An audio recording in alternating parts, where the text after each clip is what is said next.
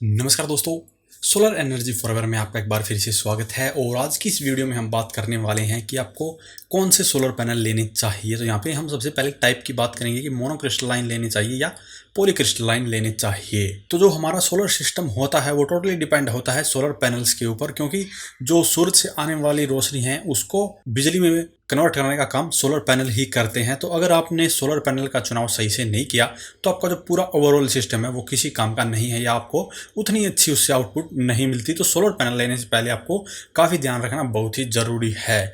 वैसे तो इससे पहले वाली वीडियोज़ में मैंने इनके बारे में थोड़ा थोड़ा आपको बताया था कि कौन सा आपको लेना चाहिए। आज इसके बारे में थोड़ा और डिटेल में जानेंगे और साथ में आपको बताएंगे कि आपको 12 वोल्ट के पैनल लेने चाहिए या 24 वोल्ट के लेने चाहिए। तो सबसे पहले बात करते हैं मोनोक्रिस्टलाइन सोलर पैनल की। तो मोनोक्रिस्टलाइन सोलर पैनल की जो इफिशियंसी होती है वो बहुत अच्छी होती है, पॉली के मुकाबले काफ़ी अच्छी होती है और इसकी प्राइस भी पॉलीक्रिस्टलाइन के मुकाबले ज़्यादा होती है। और इफिशियंसी ज़्यादा होने के कारण ही इसकी प्राइस वो ज़्यादा होती है। इसे आप पहचान सकते हैं, इसका जो रंग होता है वो ब्लैक होता है और इसके जो सेल होते हैं उनके कॉर्नर पर कट होता है, जैसा कि आपको वीडियो के अंदर भी दिखाया जाएगा। इनके डिज़ाइन वो दिखने में कैसा होता है। तो ऐसा ये मोनोक्रिस्टलाइन सोलर पैनल दिखता है। और मार्केट में आपको ज़्यादातर पॉलीक्रिस्टलाइन ही देखने को मिलेंगे, क्योंकि पॉलीक्रिस्टलाइन का जो प्राइस है वो मोनो के मुकाबले काफ़ी कम होता है। अगर आप मान लीजिए 5 रुपये का डिफरेंस भी मान के चलते हैं पॉली और मोनो में, तो जब 1 किलोवाट के सिस्टम की बात आती है तो वहाँ पर 5,000 रुपये का डिफरेंस आ जाता है। इसीलिए लोग हमेशा पॉलीक्रिस्टलाइन को प्रेफर करते हैं। लेकिन ऐसा नहीं है कि मोनोक्रिस्टलाइन का यूज़ नहीं होता, मोनोक्रिस्टलाइन का भी यूज़ होता है। इसका इस्तेमाल वहाँ के लिए बिल्कुल स्टेबल होता है जहाँ पर क्लाउडी वेदर रहता है या बहुत कम समय के लिए धूप निकलती है। वहाँ पर मोनोक्रिस्टलाइन सोलर पैनल वो बहुत ही अच्छे काम करते हैं।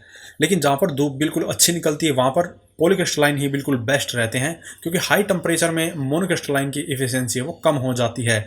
अगर किसी जगह की बात करें जहाँ पर सर्दियों में ज़्यादा सर्दी होती है और गर्मियों में ज़्यादा गर्मी होती है, तो वहाँ पर अगर आप दोनों पैनल लगा देते हैं तो 1 साल के बाद में आखिर में अगर आप टोटल उनकी जो पावर जनरेशन है, जो बिजली उनसे बनी है वो टोटल निकालेंगे तो आपको ऑलमोस्ट सेम ही रिजल्ट देखने को मिलेगा, क्योंकि ज़्यादा टेम्परेचर में मोनोक्रिस्टलाइन की एफिशिएंसी कम हो जाती है और क्लाउडी वेदर में पॉलीक्रिस्टलाइन की एफिशिएंसी कम हो जाती है। तो ओवरऑल एंड में आपको सेम ही रिजल्ट देखने को मिलते हैं।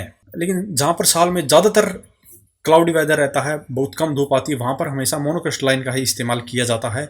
और अगर आपके यहाँ पर भी क्लाउडी वेदर रहता है तो आपको मोनोक्रिस्टलाइन सोलर पैनल ही खरीदने चाहिए।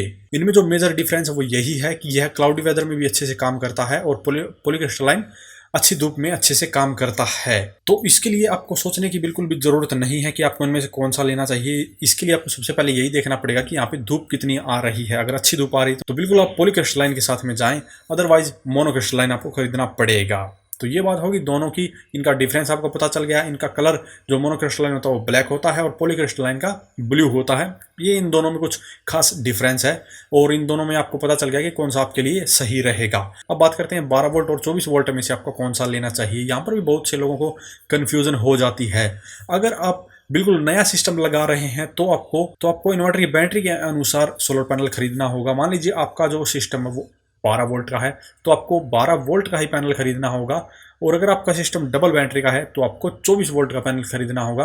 और अगर आपका सिस्टम 36 वोल्ट का है यानी कि 3 बैटरियों का है तो आपको 12 वोल्ट के पैनल 3 सीरीज में कनेक्ट करके और आपको इन्वर्टर पे वो पैनल कनेक्ट करने पड़ेंगे। और अगर 48 वोल्ट का है तो आप 12 वोल्ट के 4 पैनल को सीरीज में लगा सकते हैं या 24 वोल्ट के 2 पैनल को सीरीज में लगा सकते हैं। तो इस बात का आपको विशेष ध्यान रखना है कि जो इन्वर्टर है उसके ऊपर ही आपके सोलर पैनल की वोल्टेज डिपेंड करेगी। तो इसमें कंफ्यूज होने की बिल्कुल भी ज़रूरत नहीं है। हालांकि अगर आपने पहले 24 वोल्ट का पैनल खरीद लिया है और आपके पास में सिस्टम 12 वोल्ट का है तो आपके पास में एक ही रास्ता है, या तो आपका इन्वर्टर उसको सपोर्ट करना चाहिए कि 24 वोल्ट से 12 वोल्ट की बैटरी को चार्ज कर दे, या आपको सोलर चार्ज कंट्रोलर लेना पड़ेगा जो कि 24 वोल्ट से 12 वोल्ट की बैटरी को चार्ज कर सकता है। और ऐसा सिर्फ MPPT सोलर चार्ज कंट्रोलर में आपको देखने को मिलेगा कि हाई वोल्टेज सोलर पैनल से वो बैटरी को भी चार्ज कर सकता है, चाहे सिंगल बैटरी हो। तो अगर नए खरीद रहे हैं तो आपको इन्वर्टर बैटरी के अनुसार खरीदने होंगे। अगर आपने पहले खरीद लिए हैं तो अभी भी आप सोलर चार्ज कंट्रोलर लगाकर उसे इस्तेमाल कर सकते हैं। तो उम्मीद है आपको सोलर पैनल के बारे में यह जानकारी पसंद आई होगी। अगर पसंद आई हो तो वीडियो को लाइक करें, शेयर करें, साथ ही हमारे चैनल को सब्सक्राइब करें।